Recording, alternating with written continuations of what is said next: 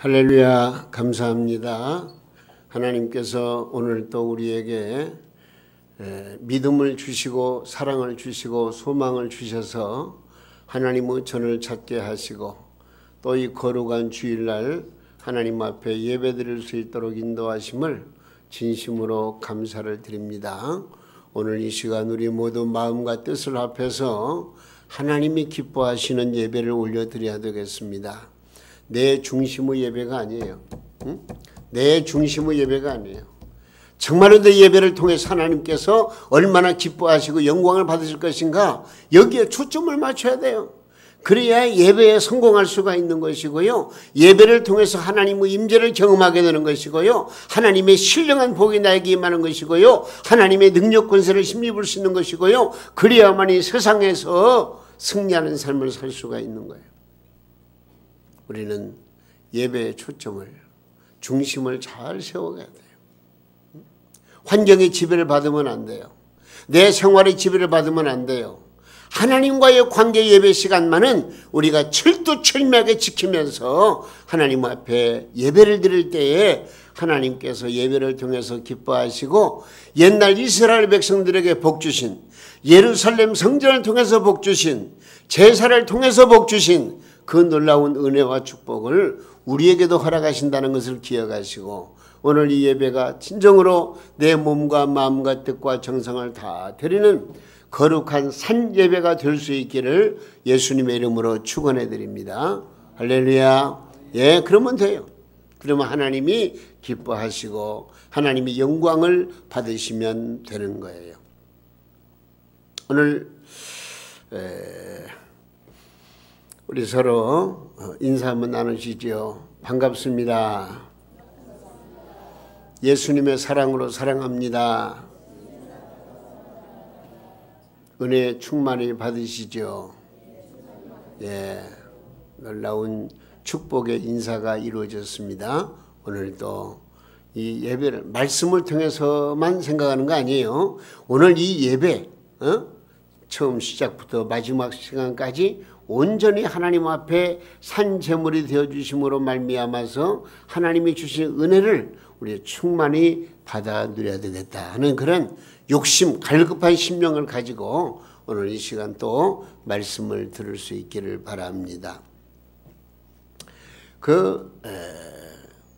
실로암 안과병원의 원장이신 김선태 목사님이 계십니다. 김선태 목사님인데, 그분이 10살 때, 지금은 나이가 많으신데 10살 때에 6.25 전쟁을 맞았어요. 그래서 부모님은 전쟁 중에 폭격으로 돌아가시고 자신은 폭발물에 의해 가지고 두 눈을 실명해버리고 말았어요. 전혀 안 보이는 거예요. 그런 그 어린 나이에 그런 불행을 당했을 때 많은 사람들은 눈도 앞을 보지 못하는 그런 아이에게 저주스러운 말을 막 퍼붓는 거예요. 뭐 벼락 맞아 죽을 놈, 연병 앓다가 죽을 놈, 막 여러 가지 아주 참 듣기에 민망할 정도로 많은 저주스러운 말을 이 아이가 듣고 성장을 했어요. 그런데 하나님께서는 실명한 그에게 하늘을 보게 하셨고, 그래서 결국 승리하게 하셨다는 그런 놀라운 간증입니다. 이 김선태 이분이 바로 목사님이 되셨는데요, 이 김선태 목사님이 쓴 땅을 잃고 하늘을 찾은 사람이라는 그런 책 서두에서 이렇게 글을 썼어요. 뭐라고 썼냐면은, 나는 세상의 눈으로 볼 때 참으로 가난한 사람이었다. 어린 나이에 부모님을 여의고 두 눈도 잃었고 친구도 잃었다. 친척도 잃었고 건강도 잃었으니 희망도 재산도 다 잃어버렸다. 하지만 나는 모든 것을 잃었기 때문에 하나님을 찾을 수가 있었다. 땅을 잃은 대신 내가 얻은 제일 큰 기쁨은 하나님의 아들이 된 특권이다. 그런 말을 했어요. 여러분, 그분은 지금 시각장애인들을 위한 병원장이자 목사로서 하나님의 나라를 위해서 전심전력을 하고 살고 있습니다. 그는 지금도 사람의 개안 수술을 통해서 수만 명의 시각장애인들에게 새로운 세상을 보여주고 있습니다. 2007년도에는 필리핀의 막사이산까지 타게 되었습니다. 그는 맹인이었지만은 하나님께서 그의 마음속에 있었던 소원을 들어주셨습니다.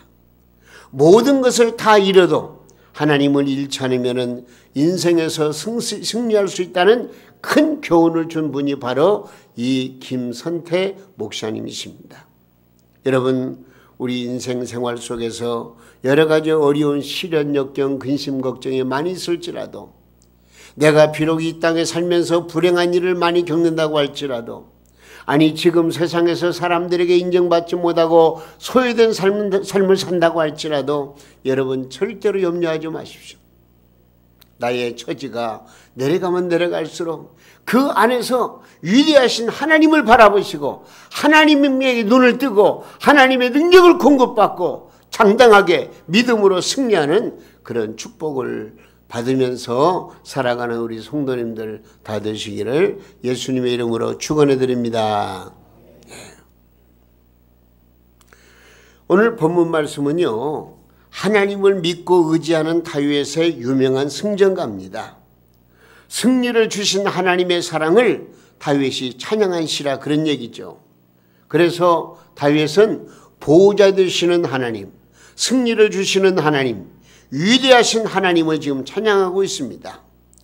오늘 또 우리가 하나님을 제대로 믿기만 하면 하나님은 우리를 코로나19 바이러스에서 세계 경쟁에서 승리하게 만들어 주신다는 것도 기억하시기를 바랍니다. 우리 모두 새 힘을 얻으시고 오늘도 장벽을 뛰어넘읍시다. 오늘 저 30절 말씀에는 성벽을 뛰어넘자는 말씀이 있는데 우리에게 다가오는 여러 가지 장애물들, 장벽을 뛰어넘고 정말로 내 현 선 위치에서 하나님의 뜻을 이루고 하나님께서 기뻐하시는 삶을 살고 세상 사람들은 몰라도 내 자신만은 영적인 기쁨과 즐거움, 감사가 넘쳐서 할렐루야 하나님 앞에 영광 돌리는 축복의 삶을 살아가는 우리 성도님들 다 될 수 있기를 예수님의 이름으로 축원합니다. 여기 지금 다윗은요, 자기의 과거 체험으로 구원의 하나님을 무엇에 비유하였는가 하는 것을 여기 2절에서 3절에서 말씀하고 있습니다. 여기 말씀 보니까요, 하나님은 어떤 하나님이냐? 반석과 같은 하나님이라. 반석. 하나님은 어떤 공격에도 흔들리지 않도록 붙잡아 주신다 그 말입니다. 또 요새라는 말씀이 나와요. 어떤 공격에도 막아주시고 안전한 피난처가 되신다는 거지요. 또 건지시는 자 그랬습니다. 하나님은 우리를 역경에서 구원해 주십니다. 방패라고 그랬습니다. 하나님은 강한 원수의 화살을 막아주십니다. 구원의 뿌리라고 그랬습니다. 우리를 사망길에서 건져내시는 능력자라 그런 얘기죠. 또 높은 망대라고 그랬습니다. 적의 동태를 멀리서 보고 대비하게 하신 하나님이시라 그런 얘기입니다. 그리고 피난처라고 그랬어요. 하나님은 우리가 위급할 때 건져주시고 보호해주시는 하나님이시라 그런 얘기입니다. 그리고 또 여기 보니까 구원자라 그랬습니다. 하나님은 나를 죄악에서 원수 공격에서 구원해 주시는 하나님이시라고 말씀하고 있습니다. 여러분 얼마나 든든합니까? 오늘 이 말씀 깊이를 생각해 보시라고요. 이런 하나님이 누구 하나님이에요? 내 하나님이시라, 내 하나님 아버지라는 거예요. 그 하나님이 지금 살아계셔서 나와 함께 하신다는 거예요. 얼마나 든든합니까? 얼마나 감사합니까? 얼마나 힘이 됩니까? 얼마나 능력이 됩니까? 여러분 두려울 거 없어요. 이 하나님을 굳게 믿고 붙들고 사시라 그런 얘기죠. 이 하나님이 우리의 삶 속에 개입하시고 나와 함께 하시는 이상 그 어떤 두려움도 다 이겨낼 수가 있다 그런 얘기죠. 하나님이 코로나19 어려움 속에서 우리 성도들을 구원해 주시고 더 큰 깊은 은혜의 맛을 깨닫게 하시고 더 넓은 광장으로 인도하시고 더 큰 은혜와 복을 허락해 주시는 하나님인 것을 믿으시기 바랍니다. 할렐루야. 감사합니다. 성경 말씀을 보면은요, 우리의 신앙생활을 무엇에 비유했냐면은 경주에 비유했어요. 경주. 달리는 거, 경주. 그래서 히브리서 12장 1절 말씀에 그러므로 우리에게 구름같이 둘러싼 허다한 증인들이 있으니 모든 무거운 것과 얽매기 쉬운 죄를 벗어버리고 인내로서 우리 앞에 당한 경주를 하며 그랬어요. 여기서 말하는 경주는요, 장거리 마라톤을 말하는 거예요. 하루아침에 끝날 경기가 아니라 그런 얘기예요. 우리가 이 땅에 살아가는 동안에 믿음의 경주는 계속되는 것입니다. 단거리가 아니에요. 장거리예요. 또한 우리가 하는 경주는요, 어떤 경기인 줄 알아요? 그냥 뛰기만 하는 경기가 아니에요. 허들 경기예요. 허들 경기. 곳곳에 장애물들이 설치되어 있다 그런 얘기죠.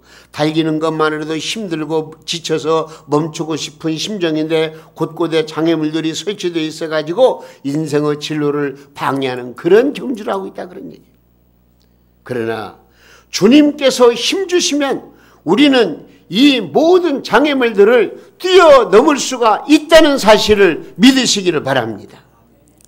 평생을 전쟁에서 보낸 다윗은요, 오늘 30절에서 이렇게 고백하고 있습니다. 우리 함께 아까 읽었는데요, 뭐라고 그랬냐면 내가 주를 의뢰하고 적진으로 달리며 내 하나님을 의지하고, 그 다음 뭐라고 그랬어요? 성벽을 뛰어넘나이다. 이야, 이 허들 경기에서 장애물을 뛰어넘는 것, 그런 한번 생각을 해보시라고요. 성벽을 뛰어넘나이다. 여러분, 하나님은 우리의 가는 길을 잘 닦아놓고 기다리시지 않습니다. 때로는 거친 길, 그 장애물이 있는 길을 걸어가라고 하십니다. 장애물이 있는 길을 걸어가라고 하십니다. 때로는 거친 길을 헤치고 장애물을 뛰어넘으라고 말씀하십니다. 이 워치만이라고 하는 중국의 선교사가 있어요.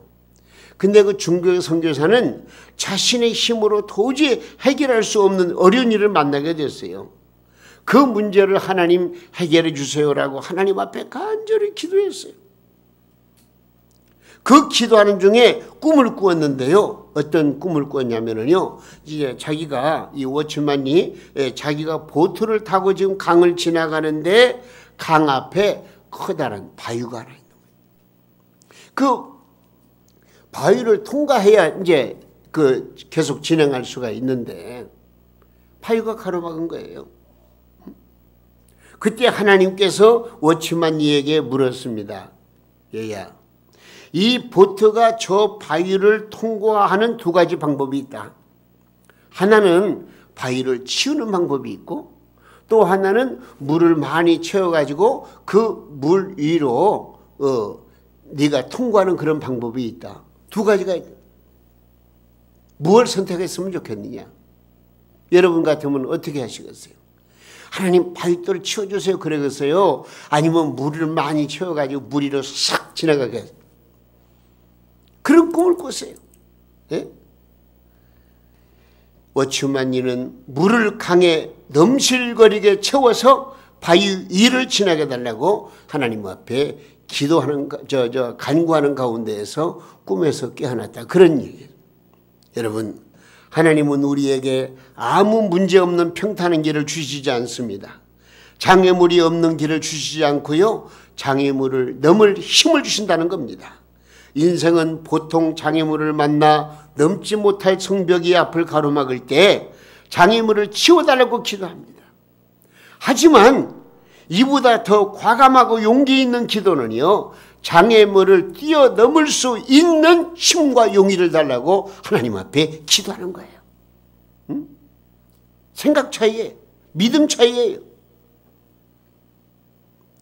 여기 지금 성벽을 무너뜨려 달라는 기도는 좋지만은요, 그러나 여기 말씀대로 저 성벽을 뛰어넘을 수 있는 힘을 주시옵소서 하는 기도는 더욱더 적극적이고 용기 있는 기도라고 할 수가 있습니다.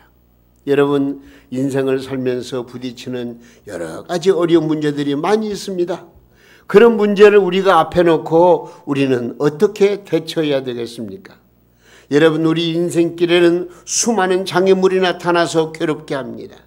그러나 우리는 다윗처럼 하나님을 의지하고 적진을 향해 돌격하면서 성벽을 뛰어넘어야 되겠다는 것이죠. 오 하나님, 연약하지만 장애물을 뛰어넘을 수 있도록 주님 도와주시옵소서. 저 성벽을 넘을 수 있도록 능력을 베풀어 주시옵소서. 내 앞에 장애물이 있을 때 장애물을 치기보다는 장애물을 뛰어넘는 능력을 주시옵소서. 이렇게 우리가 기도하고 하나님 앞에 맡기면은요, 하나님께서 놀라운 능력으로 힘으로 공급해 주시고 그 모든 어려운 산을 넘을 수 있도록 만드신다는 거예요. 할렐루야. 여러분, 그런 믿음을 가지시기 바랍니다. 나의 등 뒤에서 나를 도우시는, 나의 등 뒤에서 나를 도우시는 주, 나의 인생길에서 지치고 고나여 매일처럼 주저앉고 싶을 때 나를 밀어주시네. 일어나 걸어라, 일어나 걸어라, 내가 새 힘을 주리니. 일어나 너 걸어라, 내 너를 도우리. 할렐루야.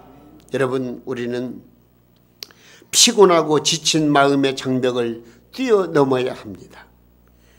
여러분, 피곤할 때 그냥 누워서 뒹굴면은요, 더 힘이 없어집니다. 내가 이래서는 안 되지 하고 일어나서 움직이면은요, 지친 몸에 새 힘이 솟구치는 것입니다. 아침마다 산에 오르는 사람들도요, 어떤 날 아침에는 정말 피곤해가지고 그냥 쓰러지고 싶을 때가 있잖아요. 그래서 포기하고 잠을 자면은요, 그날은 더 힘이 들어요. 더 피곤해지는 거예요. 그러나 이기고 산에 오르면 올라갈 때는 피곤하지만 내려올 때는 더 팔팔해지는 거예요. 그러므로 피곤할 때는요, 강한 의지로 이기고 일어나야 되는 것입니다.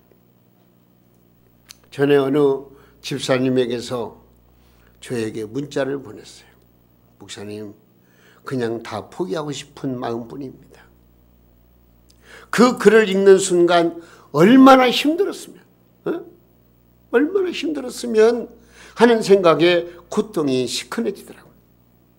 이런저런 어려움을 겪는 분들이 한둘이겠습니까? 여러분 모두 힘든 광야를 걷고 있는 분들이지 않습니까? 장벽들이 참 많습니다. 여러분, 우리는 이 장벽을 뛰어넘어야 한다는 것입니다. 아무리 믿음이 좋은 사람도 항상 은혜가 넘치는 건 아니지 않습니까? 지칠 때가 있습니다. 모든 것이 귀찮을 때가 있습니다. 전에 열심히 했던 것까지라도 후회될 때가 있습니다. 그렇게까지 하지 않아도 됐는데 괜히 그렇게 열심히 했다는 생각이 들 때가 있습니다. 그러다 보면 조금 더 심해지면 우울증이 생기는 거예요. 여러분 생각해 보세요. 위대한 선지자 엘리야가 있지 않습니까? 이 엘리야도 한때는 이런 상태에 빠졌습니다. 이세벨이라는 왕비가 실권을 잡고 하나님의 선지자들을 잡아서 죽일 때 엘리야는 왕비와 싸웠습니다. 왕비의 후원자들인 이 바알과 아세라 우상을 섬기는 선지자 몇 명이요? 850명. 이 850명과 싸워서 당당하게 갈멜산에서 이 엘리야는 이겼습니다. 승리했습니다. 엘리야가 하나님 앞에 기도할 때에 하늘에서 막 불이 내려온 것이에요. 그런데 이 싸움이 끝난 뒤에 어떻게 됐습니까? 엘리야에게는 피곤이 찾아왔습니다. 이세벨에 주장하는 자들을 통해 가지고 이 엘리야를 죽이려고 막 몸부림을 칩니다. 엘리야는 너무 지치고 피곤해서 하나님 앞에 기도합니다. 하나님, 저를 죽여주세요. 더 이상 살 의미도 찾지 못했습니다. 어떤 면에서는요, 인생 포기라고 말할 수가 있어요. 그러면 안 되죠. 또 어떤 면에서는 아이고 이제 할 만큼 했습니다. 그러니 하나님, 저를 좀 데려가 주세요. 아마 그런 의미도 없지 않아 있습니다. 어쨌든 성경 말씀에 보니까 나를 죽여달라고 기도하는 거 보십니다. 우리에게도 피곤하고 지칠 때가 있습니다. 그러나 이 피곤하고 지친 마음이야말로 우리가 제일 먼저 뛰어넘어야 될 성벽입니다. 여러분, 지쳤다고 해서 뒤로 물러설 수는 없습니다.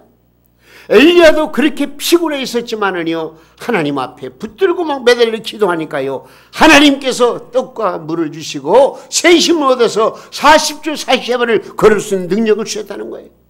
기도해야 돼요. 힘들다고 기도하네요. 바쁘다고 기도하네요. 코로나 때문에 기도하네요. 아닙니다. 우리는 기도해야 돼요. 일어서야 돼요. 당당하게 일어서 조금만 우리가 신경을 쓰고 좀 더 길을 살려서 하나님 앞에 기도하면은요, 하나님께서 함께 하시는데요. 피곤한 손에 힘을 주시고 연약한 무릎을 세워주시는 주님을 의지하고 일어나야 한다는 거예요. 가만히 앉아 있으면은 여러분 갈수록 힘이 빠지는 거예요. 피곤하고 지칠 때 일어나 기도하세요. 하나님의 말씀을 묵상하세요. 나오기 싫어도 억지로라도 새벽 예배에 나와서 기도하세요. 하나님이 붙잡아 주시고 은혜 주시고 사랑해 주시고 능력으로 함께 주신다는 거예요. 세상 일은 피곤해도 심지어 병에 걸려도 억지로라도 감당하지 않습니까? 주님의 일 하는 데는 피곤해도 순교할 각오하면은요, 하나님께서 새 힘과 능력을 주신 줄로 믿으시기 바랍니다. 할렐루야. 그리고 인생은 실패와 낙심의 장벽을 뛰어넘어야 됩니다. 사람이 실패하고 나면은요, 그 실패 때문에 오는 손실이 있습니다. 사업에 실패한 사람들은 돈의 손해를 봅니다. 시험에 실패한 사람은 시간의 손해를 봅니다. 노력에 대한 보상을 받지 못합니다.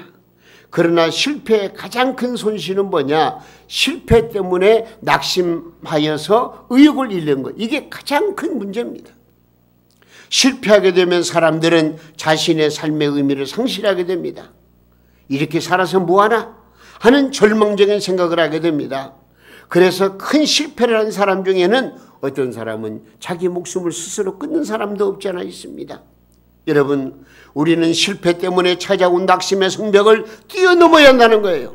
실패와 낙심의 벽을 뛰어넘기 위해서는요, 실패가 무엇인지 실패에 관한 연구가 필요합니다. 저는 이렇게 믿고 있습니다. 신앙인에게 실수는 있을 수 있어도 실패는 없다. 한번 따라서 하세요. 신앙인에게 실패는 있을 수 있어도, 잘못했네. 실수는 있을 수 있어도 실패는 없다. 예, 그러면요, 이 신앙생활 하면서 실수는 할 수 있어요. 내 자신의 부족함을 느끼니까요. 목회자도 마찬가지예요. 저도 얼마나 실수를 많은지 몰라요. 그러나 실패는 없어요. 왜? 하나님이 붙잡아주고 하나님께서 이끌어주고 계시기 때문에 절대로 우리는 실패하지 않습니다. 이 믿음을 가져야 되는 거예요. 네? 실패와 낙심의 벽을 뛰어넘기 위해서는요, 실패가 무엇인지 실패에 관한 연구가 필요합니다. 과거에 실수한 것이 있습니다. 아니면 아주 많이 있습니다. 그러나 그것은 실수이지 인생의 실패는 아닙니다. 사람들은 누구나 절망할 수 있습니다. 그러나 그것이 실패를 의미하는 것은 아니란 말입니다. 하나님을 믿는 자, 주님을 마음에 의지하는 자, 그런 사람에게는 절대로 실패라는 게 없습니다. 하나님은 시련을 주시고 그 고난을 통해서 더욱더 성공적인 인생을 살아갈 수 있도록 이끌어 주실지언정 우리를 실패자로 만들진 않으신다는 것입니다. 로마서 15장 13절 말씀을 보면 하나님을 소망의 하나님이라 그랬습니다. 우리가 믿는 여호와 하나님, 그분은 소망의 하나님이십니다. 그래서 그 말씀을 보니까 소망의 하나님이 모든 기쁨과 평강을 믿음 안에서 너희에게 충만하게 하사 성령의 능력으로 소망이 넘치게 하시기를 원하노라 그래요. 소망의 하나님, 희망의 하나님께서 소망을 충만하게 하사 소망이 넘치게 하신다는 그런 말씀 아니겠습니까? 지금 우리의 가슴에는 소망의 하나님이 꿈틀거리고 있습니다. 우리의 가슴에는 성령님께서 용수덤 치고 있습니다. 우리는 절망과 낙심의 벽을 넘어서 소망으로 충만한 하나님의 자녀로서 당당하게 세상을 향해서 돌진하고, 그래서 세상을 이기고 죄악을 이기며 믿음으로 승리하는 축복을 우리는 영적인 눈으로 바라볼 수 있어야 되고, 우리가 분명 알아야 할 것은 실수는 할 수 있어요. 그러나 우리에게는 절대로 하나님께서 실패를 경험하지 않도록 순간순간 지켜주시고 인도하시고 역사하신다는 사실입니다. 그러므로 우리는 절망도 두렵지 않습니다. 낙심도 두렵지 않습니다. 왜요? 소망의 하나님, 바로 그분이 나의 아버지가 되시기 때문에 그렇습니다. 우리는 더 나아가서 삶의 두려움과 공포의 장벽을 뛰어넘어야 되겠습니다. 세상에서 가장 무서운 것 중에 하나가 무엇인 줄 아십니까? 그것은 바로 두려움입니다. 아무리 무서운 것도 두려움을 느끼지 않으면 무섭지 않습니다. 그러나 아주 하찮은 것이라도 두려움을 느끼면 무서운 거죠. 네? 텔레비전에서 두려움에 대한 특집을 한 적이 있습니다. 50대 아주머니인데요. 그 50대 아주머니는 바위가 무서워가지고 그 바위를 보지도 못한다는 거예요. 언젠가 혼자 산을 내려오다가 그 바위가 막 괴물처럼 보여가지고 그 뒤로부터는 막 바위를 보면은 막 무서워서 벌벌 떠는 거예요. 응? 여러분, 하나님의 일을 하는데도요, 이 두려움은 우리에게 큰 방해물입니다. 하나님의 말씀에 순종하는 것이 옳다는 것을 알고 있지만은 순종하지 못하도록 막는 것이 있습니다. 그것은 바로 두려움과 공포입니다. 엘리야 선지자는요, 이스라엘의 가뭄이 들었을 때에 시돈 땅 사렙다 땅에 사는 과부에게로 갔습니다. 하나님도 무심하시지.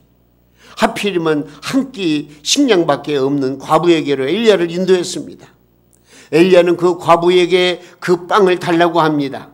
근데 현대어 성경의 말씀을 보니까 이렇게 되어 있어요. 엘리야는 과부에게 그 마지막 남은 것까지도 아끼지 않는 희생을 요구했다고 그랬어요. 그래서 열왕기상 17장 13절 말씀에 보니까 엘리야가 그에게 이르되 두려워하지 말고 가서 네 말대로 하려니와 먼저 그것으로 나를 위하여 작은 떡 한 개를 만들어 내게로 가져오고 그 후에 너와 네 아들을 위해서 만들라. 그런 말씀이 나와요. 여러분, 엘리야는 두려워 떠는 여인에게 두려워하지 말라고 가라고 말씀합니다. 가서 나를 위해서 떡을 만들어 오라는 것입니다. 다시 말해서 두려워하지 말고 순종하기만 하라, 그런 얘기죠.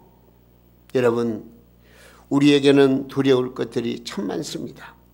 그러나 두려워하지 맙시다. 두려움의 성벽을 뛰어넘어서 하나님을 믿고 순종하십시오.